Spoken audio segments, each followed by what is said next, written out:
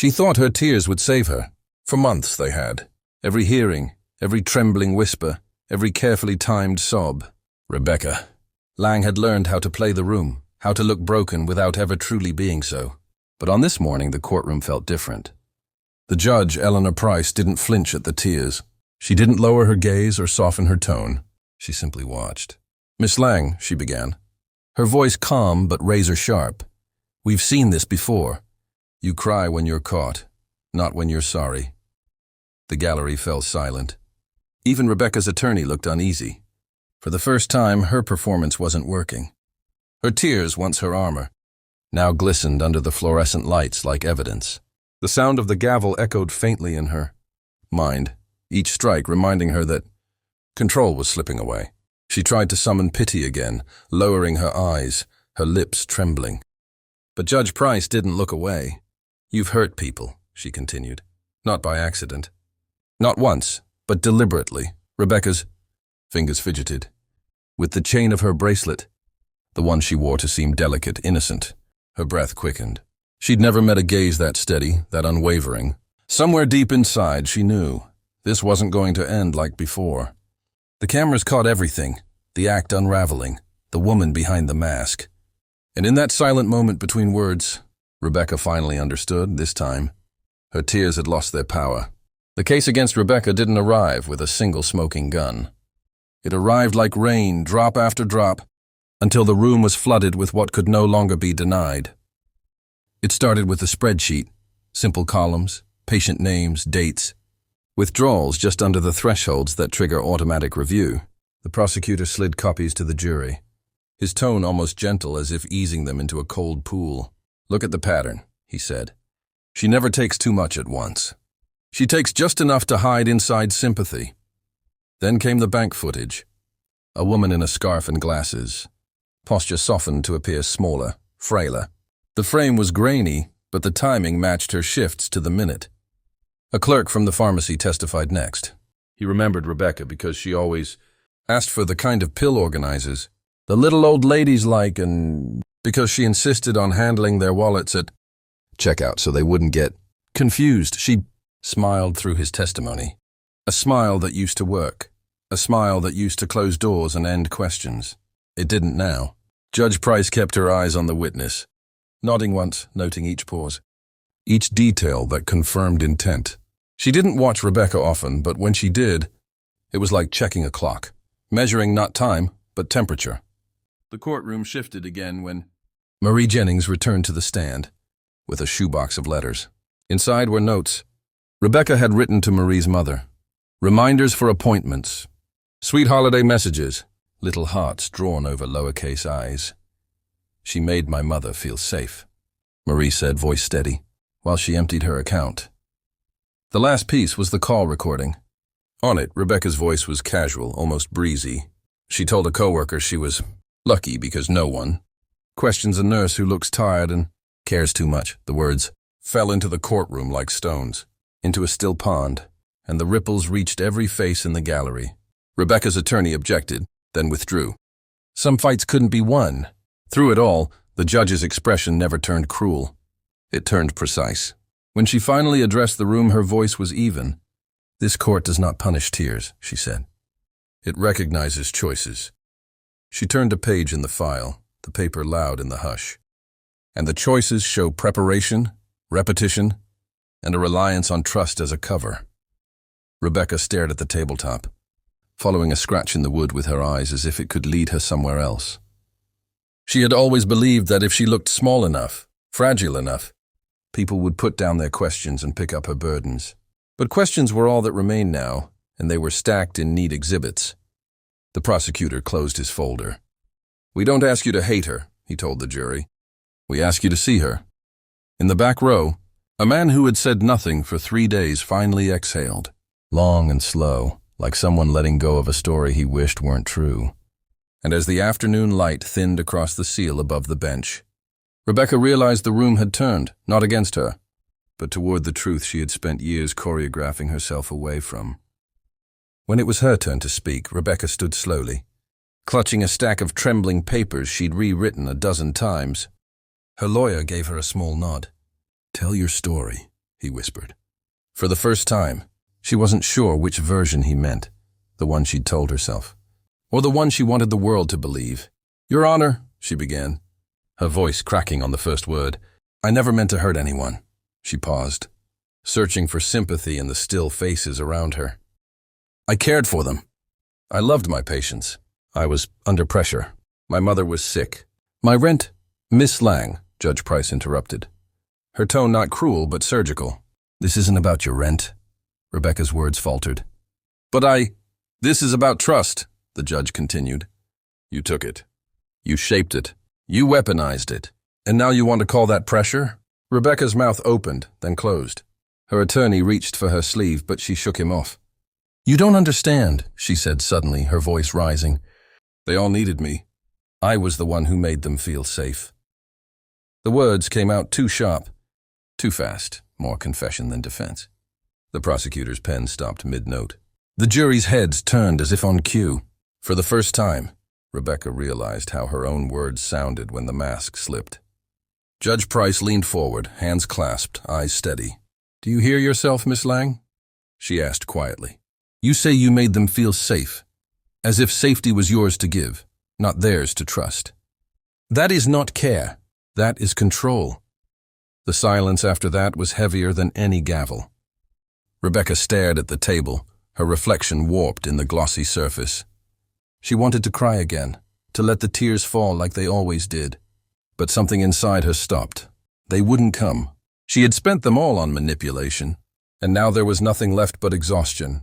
Judge Price closed the file in front of her. Empathy, she said softly, doesn't erase accountability, Words landed like a verdict, long before the jury ever returned.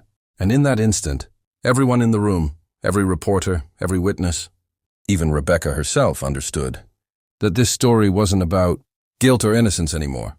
It was about what happens when the truth refuses to stay buried beneath performance. The final day of the trial arrived, beneath a sky that looked as tired as the people beneath it. Reporters lined the courthouse steps, their breath visible in the morning cold, waiting for one last headline. Inside, the air was thick with something heavier than tension, acceptance. Rebecca sat alone at the defense table, her once perfect posture gone. The papers she used to straighten nervously now lay untouched. Her eyes didn't wander anymore. They stayed fixed on the wooden grain of the bench before her, tracing its scars like confessions carved by time. When Judge Price entered, the courtroom rose. The gavel struck once, echoing like a reminder that the world was still watching. Before we proceed to sentencing, the judge began, there is something I wish to say. Her voice was steady, but softer than anyone had heard before. Every courtroom, she said, is a place of stories. Some are true, some are convenient, some are rehearsed so often they sound like scripture. But in every story, there comes a moment when the truth no longer needs defending. It simply exists. She paused, letting the words breathe. Miss Lang, throughout this trial you have insisted that you cared, that you meant no harm. Perhaps once that was true. But intention without integrity is chaos. Compassion without accountability is manipulation. And the greatest lie we tell ourselves is that a tear can wash away what choice has stained. The gallery sat frozen. Even the clicking of pens had stopped. Rebecca looked up slowly, and for the first time she didn't try to cry. She only listened. This case, the judge continued, isn't about theft alone. It's about what we do when goodness becomes performance. It's about the people you hurt, who will never know if the next smile they meet is genuine. She leaned back, eyes unwavering, and it's about the part of you that might still become honest if you're willing to live long enough to face her. The room was silent except for the faint hum of lights above. Rebecca's attorney whispered her name, but she didn't respond. Somewhere deep inside, the performance had already ended. She lowered her head, and for the first time, it wasn't shame, it was surrender. The kind that doesn't ask for forgiveness, only for a chance to stop pretending. When Judge Price adjourned the session, no one moved for several seconds. It felt less like a verdict approaching and more like a story finally running out of lies. The courtroom was still when Judge Eleanor Price returned to the bench. The jury had delivered its verdict hours earlier, but everyone waited for the judge's words, the ones that would give the verdict weight, shape, and permanence. Rebecca stood, her hands clasped in front of her, trembling slightly. She didn't look at the audience this time, didn't search for pity. She only stared straight ahead, eyes fixed on the seal of the court above the judge's head. "Miss Lang," Judge Price began, "you have been found guilty on all counts: fraud, exploitation, and the deliberate abuse of trust." Her voice was measured, neither cold nor kind. "The evidence speaks clearly, but so does your behavior. I've watched you closely these past weeks. I've seen the patterns, the calculated remorse, the selective vulnerability, the attempt to weaponize empathy. You believed emotion could serve as absolution. But it cannot. It never could." Rebecca swallowed hard. For once, her throat felt dry. "You stand before this court," the judge continued, "not as a monster, not as a lost soul, but as a mirror of what happens when empathy becomes ambition." She paused, her gaze holding Rebecca's like a spotlight that couldn't be escaped. "Your sentence will reflect both your actions and your potential for understanding them." The room seemed to tilt forward in silence.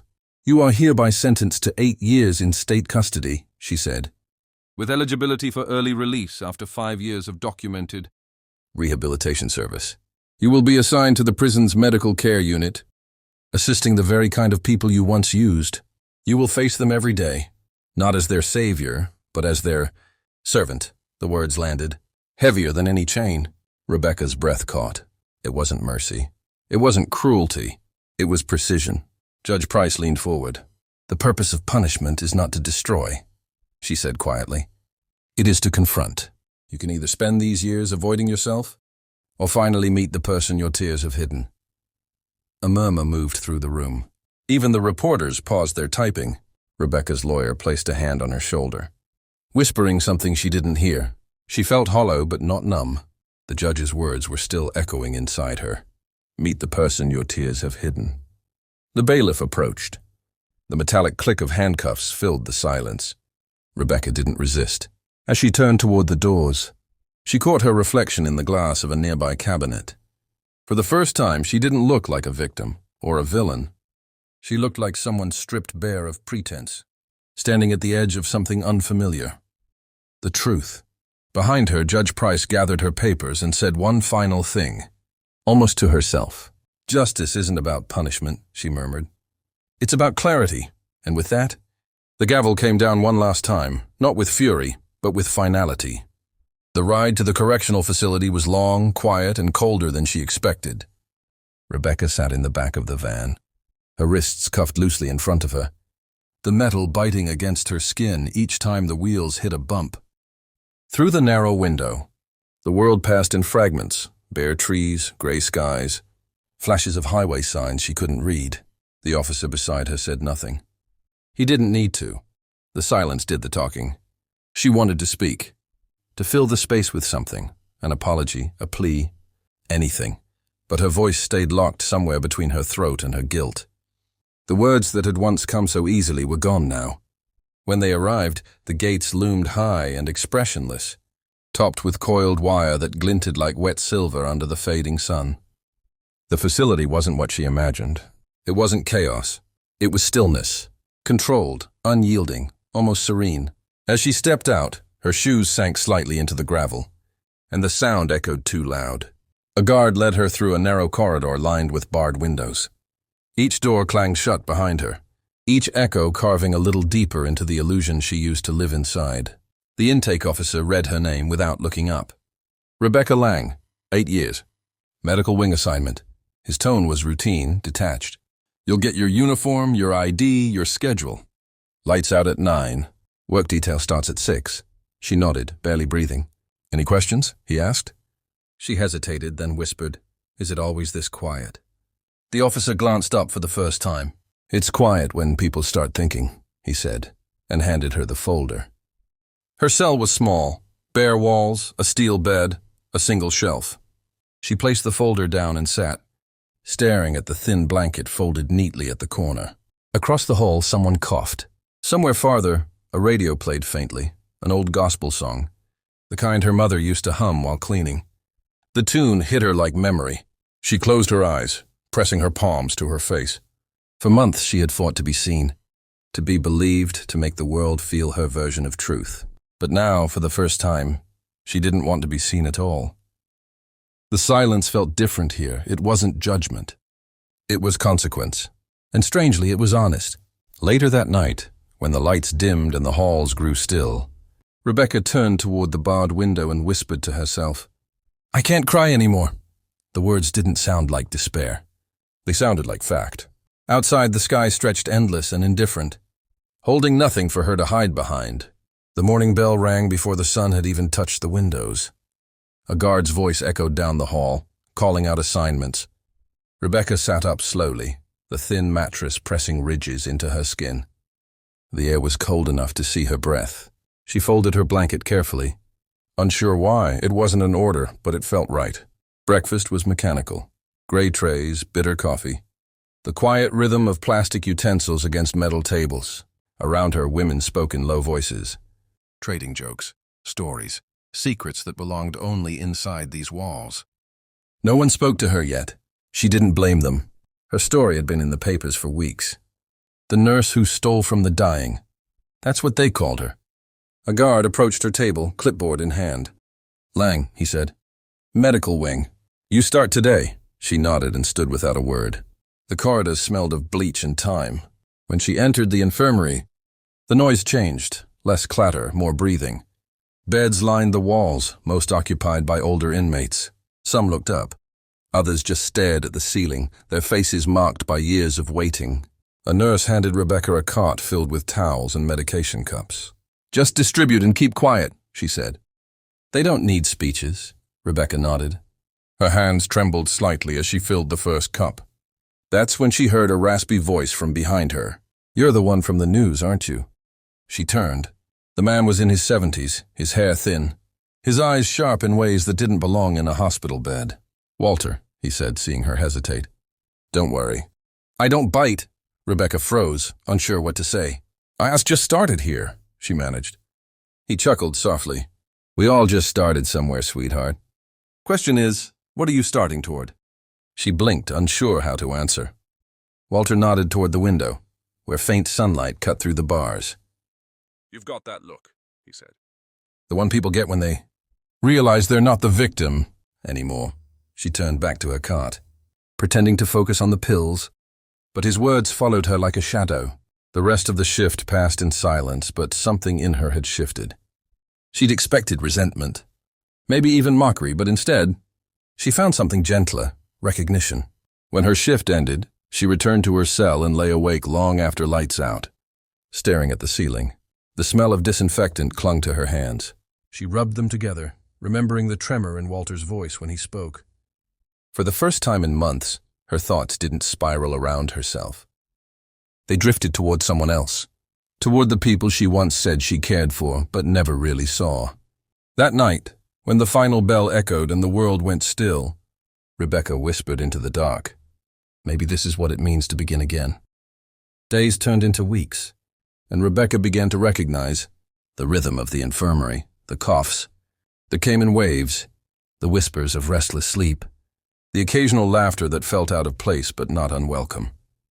She started learning names, not just the ones on the medication charts, but the ones people carried beneath the surface. Walter was one of them. Every morning she found him sitting near the window, his blanket wrapped around his shoulders, his gaze fixed somewhere far beyond the prison walls. "You're early again," she said one morning, pushing his tray closer. He smiled without looking at her. "Old habits. When you've spent half your life running from what you did, you wake up before the guilt does." She didn't respond. She didn't have to. The silence between them was enough. After a while, Walter asked, "You ever tell your story?" Rebecca hesitated. "I've told it too many times," she said.